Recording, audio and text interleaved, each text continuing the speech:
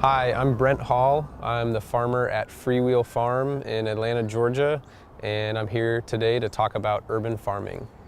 When I first came to look at the property, I thought, I can't do anything with this because it was so overgrown with kudzu, weeds, there were trash piles everywhere.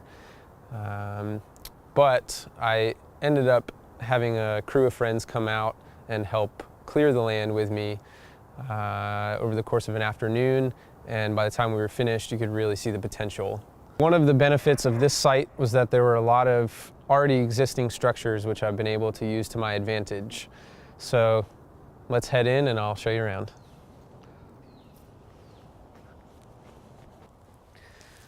So one of the advantages of urban farming is that you have access to a lot of resources right within the city. For example, I have access to free wood chips from tree companies as much as I want. Coffee shops discard their spent coffee grinds. I've got access to brewery grains from a local brewery here in the neighborhood. Another example is these mushroom bags, which I get from Fifth Kingdom Mushrooms about 2 miles away. Once these bags are not productive enough to stay on their line, they donate them to farmers. They'll fruit out a little bit still, and then I use the substrate for my compost piles and also for mulching my beds.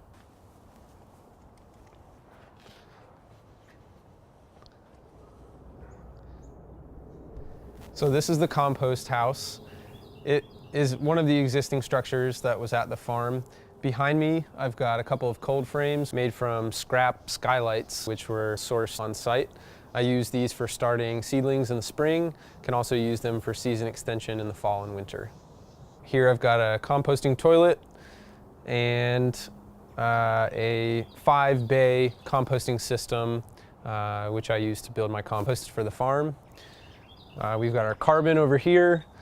First bay gets turned into the second bay, turned into the third bay, fourth and fifth, and it's finished when it is over in this general area.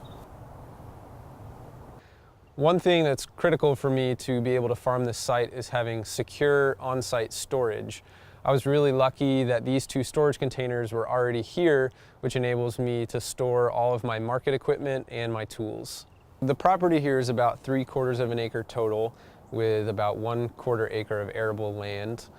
It's really important when farming on a small scale for me to grow crops that take up little space but have a high dollar value. And one example of something like that is mushroom logs, which are great to grow in the shade as well. So I had a nice shady nook behind my storage containers, and I've got about 50 shiitake mushroom logs growing here. When I first started growing here, I would bring my harvest back to my house a few blocks away and wash things in my sink, which over time proved to not be efficient and effective. I built this wash station so that I could have a larger capacity for washing greens and other vegetables. I designed and built the frame from scrap wood that I found around the city and used a 55-gallon drum that I cut in half as the 2 tubs for a double wash station.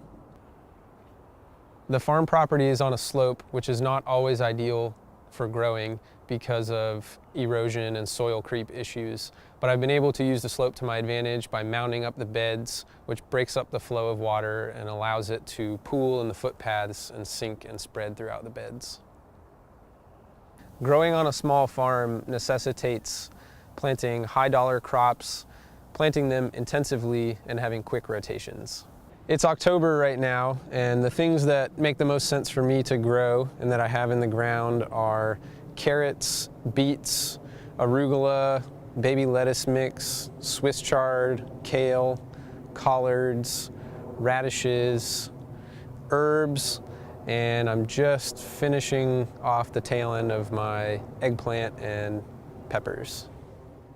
One way that I maximize my yield in a small space is by interplanting. In this bed, I've got 3 rows of carrots that are interplanted with 1 row of spinach and 1 row of baby lettuce mix. And by the time the carrot tops are up and needing more water and sunlight, the spinach and lettuce mix are already out of the ground.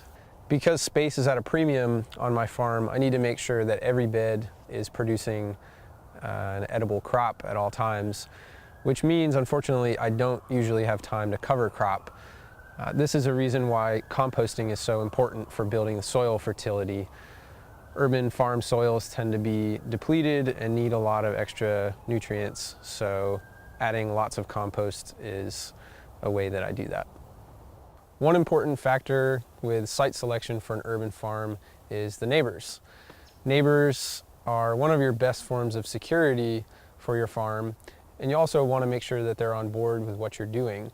So when I moved here, I first went around, introduced myself to the neighbors, brought them produce, and let them know a little bit about what I planned on doing.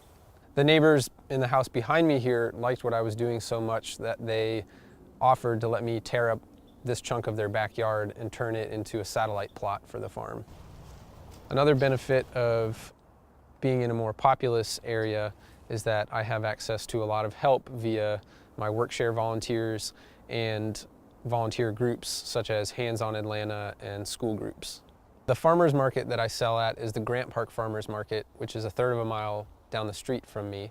I also sell to a handful of restaurants, which are all within 3 miles of the farm. Less driving time means more time that I can spend working on the farm. It also means less vehicle and driving related expenses. It also means I get to sleep in a little bit. Obviously, urban farming presents its own unique set of challenges and takes a lot of work.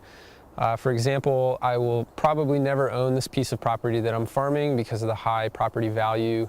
I'm also limited in the amount that I can expand just because most urban lots are pretty small.